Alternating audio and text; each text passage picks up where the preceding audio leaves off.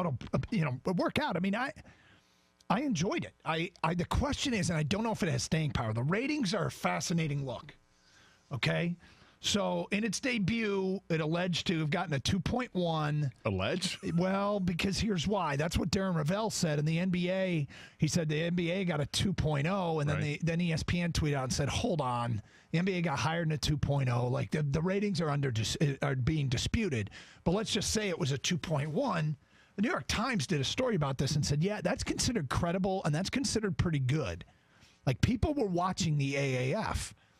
Keep in mind that the XFL. I was just going to say the XFL and the USFL are also debuted very well. It's how do you do after that first week? The XFL got a 9.5. Now, my first thought is, and I don't know, I'm asking, did the XFL get a 9.5 because the XFL got football fans and wrestling fans? The XFL check it out. Well, going back in time, the XFL got the 9.5 because they marketed the hell out of it. We didn't even know there were games until a week before there were games here in the AAF, right? We hardly discussed it, and all of a sudden last week, like, it's football this weekend. Like, what? Mm-hmm. They're playing already? Okay. But the XFL, you knew it. Vince McMahon was all up in your face. They had a television ad campaign all over the place. They had print ads, a radio, the whole bit. They blitzed everything to get the marketing out there. And first weekend they did great.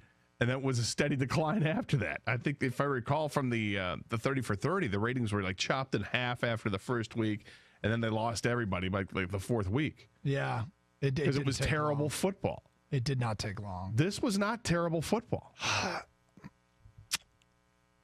I'm not saying it was good. I'm just saying it wasn't terrible. This is almost like the sad and sick part of it. It's like we were watching exhibition football. Yep. Like fourth game exhibition football where everybody's competing for jobs.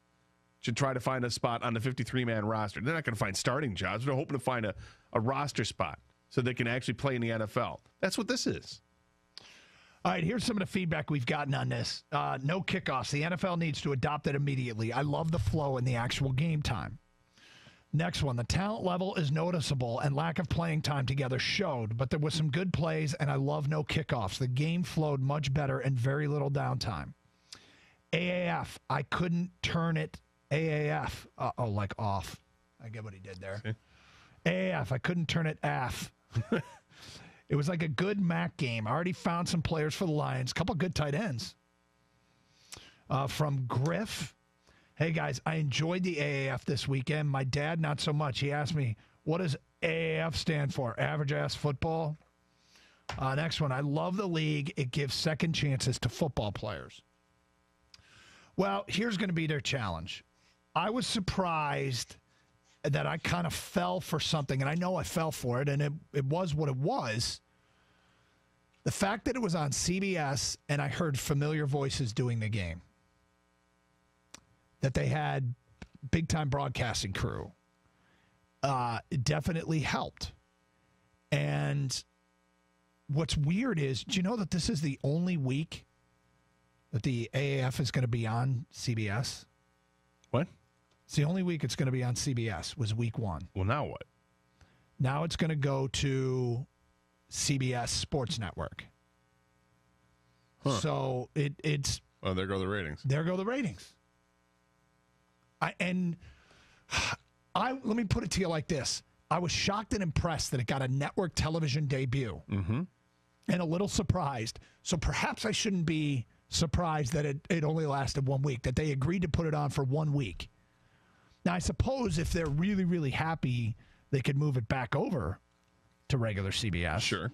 But that is a challenge to because in the eyes of the broadcast world, the belief is that pretty much means you disappear when you're not on broadcast television.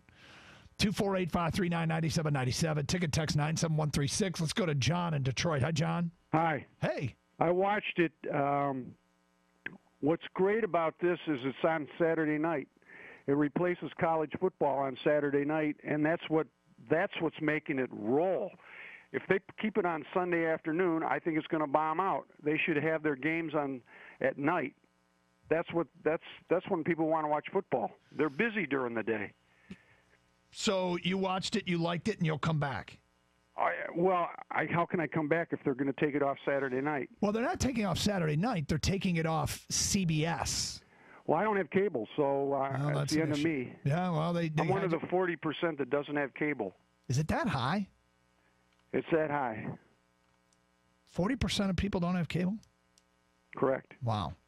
If it's that high, then yeah, they're done. I mean, well, I shouldn't say they're done, but that really, really hurts.